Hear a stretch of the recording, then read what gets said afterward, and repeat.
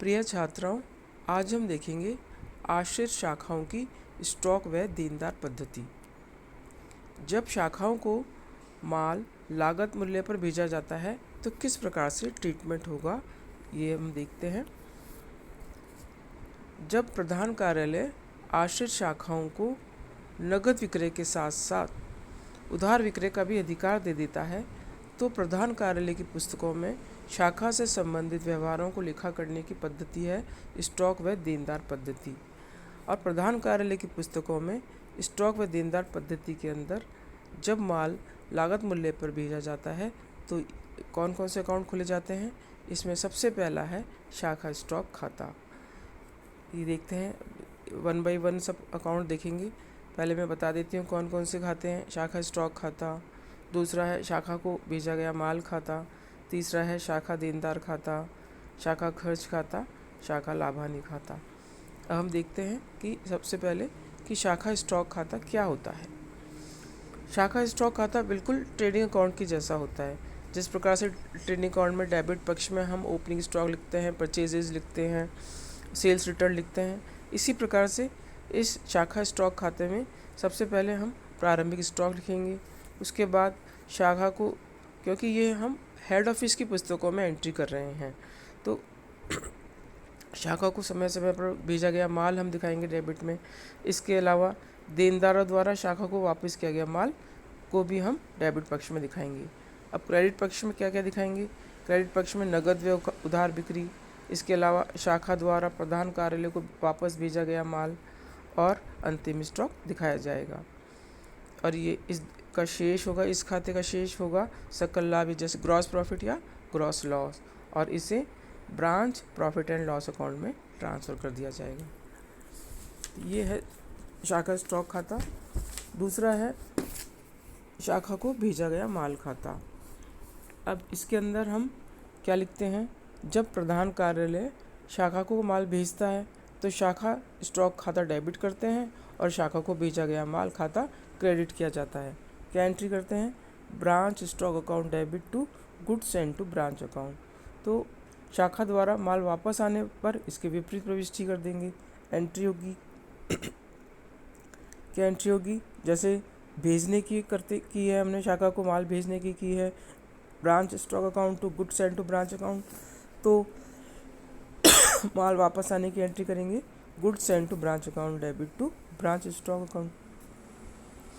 और व्यापार अवधि के अंत में इस खाते का शेष को प्रधान कार्यालय के व्यापारिक खाते ट्रेडिंग अकाउंट में हस्तांतरित कर दिया जाएगा। तीसरा है शाखा देनदार खाता। अब इसके डेबिट पक्ष में लिखते हैं हम डेटर्स का ओपनिंग बैलेंस, उनको जो उधार बिक्री की गई है वो दिखाते हैं, तथा क्रेडिट पक्ष में क्या क्या दिखाते हैं, देनदारों से प्राप्त रकम, उनके द्वारा लौटाया गया माल तथा उनको दी गई छूट या डिस्काउंट। और यदि कोई डूबत ऋण है तो इसको भी दिखाया जाएगा, और इसका तथा डूबत ऋण आदि को भी योग के रूप में दिखाया जाएगा। और देनदारों का अंतिम शेष फिर आ जाता है। इसके अंदर जो बैलेंसिंग फिगर है वो देनदारों का अंतिम शेष होगा। नेक्स्ट है शाखा खर्च खाता। शाखा खर्च खाते में जितने भी एक्सपेंसेस करती है प्रधान कार्यालय द्वारा शाखा के जिन खर्चों का भुगतान किया जाता है उसको इस अकाउंट के डेबिट पक्ष में दिखाया जाता है। इसके अलावा शाखा के देनदारों को दिया गया बट्टा है, छूट है, डूबत ऋण है, इस आदि को भी इस अकाउंट में ही डेबिट पक्ष में दिखाया जाता है। और वर्ष के अंत में इस खाते के शेष को लाभानी खाते में स्थानांतरित कर देते हैं। लास्ट है शाखा लाभानी खाता। अब शाखा स्टॉक खाते से सकल लाभ या हानि की इस खाते में स्थानांतरित किया जाता है, जैसे कि मैंने अभी ऊपर बताया था। शाखा खर्च का शेष भी इसमें स्थानांतरित कर देते हैं, और दोनों पक्ष का अंतर शाखा संबंधी व्यवहारों का शुद्ध लाभ या हानि प्रकट करता है, और जिसे सामान्य लाभ हानि खाते में स्थानांतरित कर दिया जाता है। इस प्रकार से हमने देखा कि ये 5 अकाउंट खुलते हैं। अब इनके जो हमने अभी समझा है उसके माध्यम से हम देखते हैं कि प्रधान कार्यालय की पुस्तकों में स्टॉक व देनदार पद्धति के अंदर कौन कौन सी लेखा प्रविष्टि की जाएगी। ये सब हम हेड ऑफिस की पुस्तकों में देख रहे हैं। तो सबसे पहले शाखा को माल भेजने पर हम एंट्री अभी हमने देखा पहले हमने एंट्री की थी branch account debit to goods send to branch account. यहाँ पे क्योंकि ब्रांच स्टॉक अकाउंट जो कि ट्रेडिंग अकाउंट के जैसा होता है, मैंने अभी ऊपर बताया था, तो यहाँ पे हम ब्रांच स्टॉक अकाउंट खोलते हैं, ब्रांच स्टॉक अकाउंट के माध्यम से एंट्री करेंगे और हमारी फर्स्ट एंट्री होगी branch stock account debit to goods send to branch account. जिस मूल्य का माल भेजा गया है उसे हम ये एंट्री करेंगे। अब यदि शाखा ने माल वापस भी कर दिया है तो ऊपर वाली एंट्री की अपोजिट एंट्री हो जाएगी, goods send to branch account debit to branch stock account.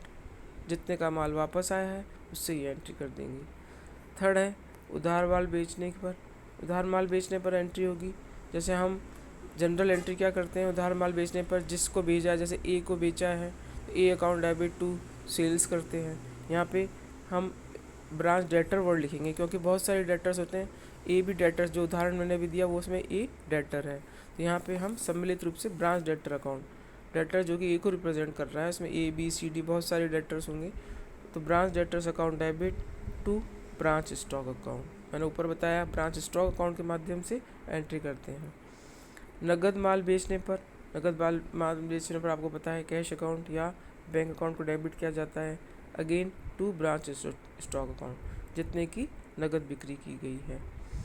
इसके बाद शाखा देनदारों से विक्रय वापसी होने पर, तो जो माल बेचने की एंट्री करी थी हमने ऊपर, उधार माल बेचने पर ये एंट्री की थी branch debtors account debit to branch stock account, इसकी अपोजिट एंट्री हो जाएगी वापस आने पर, विक्रय वापसी पर, branch stock account debit to branch debtors account. इसके बाद देनदारों से राशि प्राप्त होने पर ये आप जानते हैं क्या एंट्री होगी, कैश और बैंक अकाउंट डेबिट और टू ब्रांच डेटर्स, जिसने पैसा दिया है वापस उसका नाम लिखते हैं, यहाँ पे ब्रांच डेटर्स हम लिखेंगे, कैश या bank account debit to branch debtors account. इसके बाद देनदारों को बट्टा या छूट देने पर या डूबत ऋण होने पर, तो ये इसको हम पर्टिकुलर नाम नहीं देंगे, डिस्काउंट वर्ड नहीं लिखेंगे, इसके लिए हम वर्ड यूज़ करते हैं ब्रांच एक्सपेंसेस।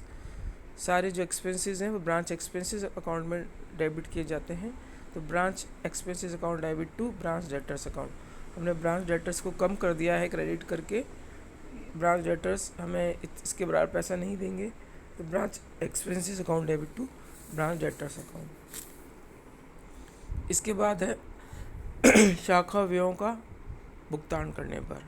सारे एक्सपेंसेस अभी अपन ने देखा ब्रांच एक्सपेंसेस के माध्यम से करते हैं, तो branch expenses account debit to, अगर पे किया गया कैश टू कैश और बैंक से पे चेक दिया है टू बैंक अकाउंट कर देंगे। इसके बाद एंट्री है वर्ष के अंत में शाखा स्टॉक खाते के शेष या तो वो सकल लाभ होगा या हानि होगा, इस हस्तांतरित करने पर क्या एंट्री होगी।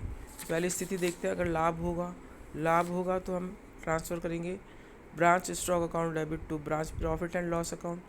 ये जो एक तरह से ट्रेडिंग अकाउंट है, आपको पता है ट्रेडिंग अकाउंट का balance profit and loss account में ट्रांसफ़र करते हैं, तो ये ब्रांच स्टॉक अकाउंट एक तरह से ट्रेडिंग अकाउंट है, और लाभ होने पर ब्रांच P&L अकाउंट में ट्रांसफ़र कर देंगे, और हानि होने पर इसकी अपोजिट एंट्री हो जाएगी branch P&L account debit to branch stock account.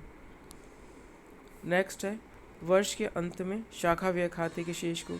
अब हमने देखा कि शाखा से संबंधित सारे एक्सपेंसेस हमने ब्रांच एक्सपेंसेस अकाउंट में डेबिट किए थे, अब उसका शेष भी ब्रांच P&L अकाउंट में ट्रांसफ़र कर दिया जाएगा और एंट्री होगी branch P&L account debit to branch expenses account. इसके पश्चात वर्ष के अंत में शाखा लाभ हानि खाते के शेष को सामान्य लाभ हानि खाते में हस्तांतरित करने पर क्या एंट्री होगी। अभी हमने ऊपर अकाउंट बनाया है ब्रांच P&L अकाउंट, हर ब्रांच का P&L अकाउंट बनेगा, तो जो हेड ऑफिस है उसके तो बहुत सारे ब्रांचेस हैं, तो सबका प्रॉफिट ज्ञात करने के लिए एक general profit and loss account बनाता है, तो एक पर्टिकुलर ब्रांच का प्रॉफिट एंड लॉस का बैलेंस हम general profit and loss account में ट्रांसफ़र कर देंगे। तो लाभ होने पर हम एंट्री करेंगे branch P&L account debit to general P&L account, और हानि होने पर अपोजिट एंट्री हो जाएगी general profit and loss account debit to branch profit and loss account. इसके अलावा एक अकाउंट और खुला हुआ है हमारा goods send to branch account, उसको भी हम परचेज अकाउंट या ट्रेडिंग, जनरल परचेज अकाउंट और ट्रेडिंग अकाउंट में ट्रांसफ़र कर देंगे, तो goods send to branch account debit to purchases और ट्रेडिंग अकाउंट। तो इस प्रकार से ये समस्त एंट्री होंगी, ये हमें और इसके आधार पर ही अकाउंट बनेंगे। तो सबसे पहले तो एंट्री समझना ज़रूरी है, जिससे कि हम शाखा खाते आराम से बना सकें, जितने भी अकाउंट हैं आराम से बना सकें। ये नोट दिया है कि शाखा स्टॉक खाते एवं शाखा देनदार खाते के प्रारंभिक व अंतिम शेष के लिए अलग से कोई प्रविष्टि नहीं की जाती। आपको पता ही है, ओपनिंग स्टॉक है अगर डेटर्स का या स्टॉक खाते का, तो उसकी कोई एंट्री नहीं की जाती। इन शेषों को सामान्य नियमानुसार संबंधित खाते में दिखा दिया जाता है। अब हम इसका एक क्वेश्चन देखते हैं, जिससे समझ में आएगा कि किस प्रकार से इसकी एंट्री करनी है और खाता पोस्टिंग करनी है।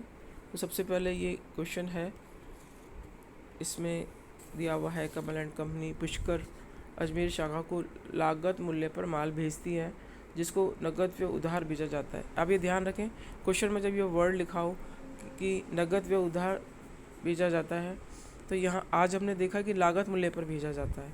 तो लागत मूल्य पर भेजा जाता है, तो आपको ध्यान रखना है कि स्टॉक व देनदार पद्धति, यहाँ पे क्वेश्चन में दिया हुआ भी है कि आवश्यक खाते स्टॉक व देनदार पद्धति के अनुसार प्रधान कार्यालय की पुस्तकों में तैयार कीजिए। तो तब आपको ये इस मेथड से क्वेश्चन को सॉल्व करना है। ये कुछ इस चैप्टर में आप देख रहे हैं कि बहुत सारे मेथड है, तो हमें ये खुद देखना होगा कि किस मेथड से क्वेश्चन को सॉल्व करना है। तो इसमें आइटम दे रखे हैं, देखिए छोटा सा क्वेश्चन है। इसमें गुड्स एंड टू ब्रांच दे रखा है 34,400, ओपनिंग बैलेंस है 7,240, क्लोजिंग बैलेंस है 9,000, टोटल सेल्स है 36,640, सैलरीज एंड वेजेस जो कि ब्रांच एक्सपेंसेस अकाउंट में जाएंगी। इसके अलावा रिसीट्स फ्रॉम डेटर्स है, रिटर्न इनवर्ट्स है यानी sales return, discount allowed, opening debtors, cash sales, rent and taxes.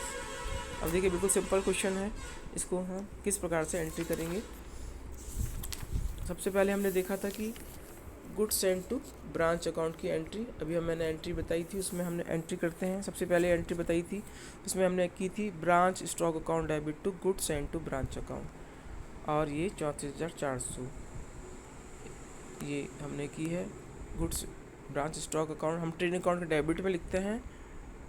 Purchases, तो ये एक तरह से ब्रांच की परचेजेस है, तो branch stock account debit to goods send to branch account. इसके बाद जो पैसा प्राप्त हुआ है ब्रांच से, नहीं इसके बाद इसने एंट्री कैश सेल्स की है। बैंक कितना कैश सेल्स दिखाया हुआ है, यहाँ पे देखिए 12,000, ये कैश सेल्स है। तो कैश सेल्स की हमने क्या एंट्री देखी थी, बैंक अकाउंट डेबिट करेंगे और ब्रांच स्टॉक अकाउंट को क्रेडिट करेंगे। तो ये 12,000 से एंट्री कर दी है हमने। इसके अलावा क्रेडिट सेल्स की एंट्री करते हैं, branch debtors account to branch stock account. ये कितना अमाउंट है ऊपर, ओपनिंग टोटल सेल्स दे रखिए 36,640। 36,640 में से टोटल सेल्स वर्ड है, इसमें से हम कैश सेल्स हटा देंगे 12,000 की, तो इस प्रकार से बचेगी 24,640। तो ये 24,640 से हमने उधार माल की एंट्री कर दी है। अब एक्सपेंसेस के लिए, एक्सपेंसेस क्या क्या हैं, ब्रांच एक्सपेंसेस एक तो है सैलरीज एंड वेजेस, आपको बता रखा है क्वेश्चन में 3,000 प्लस रेंट एंड टैक्सेस 2,450। तो 3,000 और 2,450 यानी 5,450 से हमने एंट्री कर दी है branch expenses account debit to branch to bank account. ये हमने की है branch expenses account debit to bank account 5,450। Then ऊपर क्वेश्चन में दिया हुआ है कि रिसीट्स फ्रॉम डेटर्स है 29,000, तो हमने एंट्री कर ली है bank account debit to branch debtors account 29,000। Debtor से पैसा प्राप्त हुआ है, तो अभी हमने देखा था, एंट्री करते हैं bank account debit to branch debtors account, ये हमने एंट्री कर ली है। इसके बाद है goods return by branch customers. Branch customer से अगर गुड्स रिटर्न है तो उसकी एंट्री होगी, भेजने पर जो उधार माल बेचने पर जो एंट्री होती है उसके अपोजिट एंट्री करेंगे branch stock account debit to branch debtors account 400 से, ये एंट्री हो जाएगी। इसके बाद discount allowed to branch debtors, देखिए क्वेश्चन में डिस्काउंट दिया हुआ है कितना, 540 रुपये। ये हम या देखिए क्वेश्चन में दिया है या फिर बैलेंस, ये डिस्काउंट अलाउड दिया हुआ है 540, तो ये एक्सपेंस हो जाएगी। हमने देखा कि एक्सपेंसेस हम ब्रांच एक्सपेंसेस अकाउंट के माध्यम से लिखते हैं, तो ब्रांच एक्सपेंस अकाउंट 540, और अब डेटर्स कम हो गए इससे, तो टू ब्रांच डेटर्स अकाउंट ये हम लिख देंगे 540 से। अब ब्रांच स्टॉक अकाउंट का भी हम अकाउंट भी बनाएंगे। यहाँ पे देखिए ब्रांच स्टॉक अकाउंट बनाया होगा, एक्सपेंसेस P&L अकाउंट,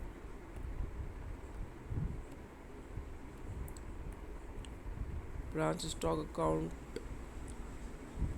इसको बताना रह गया, दिखता है एंट्रीज के बाद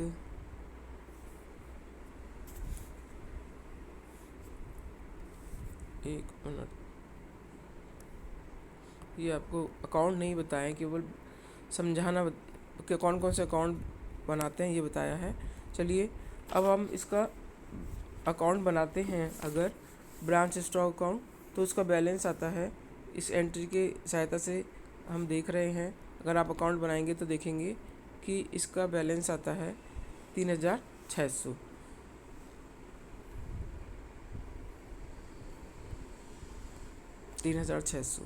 तो ये हम ट्रांसफ़र कर देंगे, ग्रॉस प्रॉफिट है, branch stock account debit to branch P&L account 3600, ये एंट्री कर दिया 3600 से। इसके अलावा goods send to branch account का बैलेंस है 34,400, इसको हम ट्रेडिंग अकाउंट में ट्रांसफ़र कर देते हैं। तो goods send to branch account debit to trading account, ये भी मैंने बताया था कि ट्रांसफ़र एंट्री क्या होगी, तो 34,400 से ये एंट्री हो जाएगी।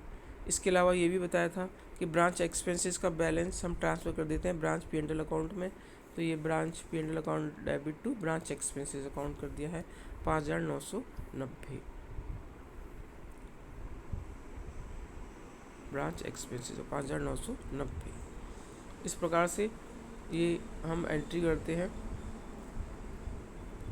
अब ये देखिए कि कौन कौन से अकाउंट खोलते हैं इसके अंदर ये मैंने इसके परफॉर्मा दे रखा था, ये आपको सिर्फ समझाया है कि क्या क्या चीज़ लिखते हैं। यहाँ पे ये देखिए goods send to branch account में ये लिखा हुआ है कि शाखा से माल वापस आने पर, ये सारा आपको एक बार अकाउंट मैंने बताया है।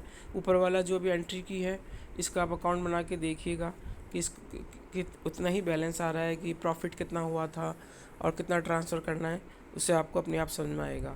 ये एक परफॉर्मा मैंने बता रखा है कि goods send to branch account का क्या परफॉर्मा है, इसमें क्या क्रेडिट में क्या लिखते हैं, डेबिट में क्या लिखते हैं, क्या कैसे बैलेंस निकलेगा।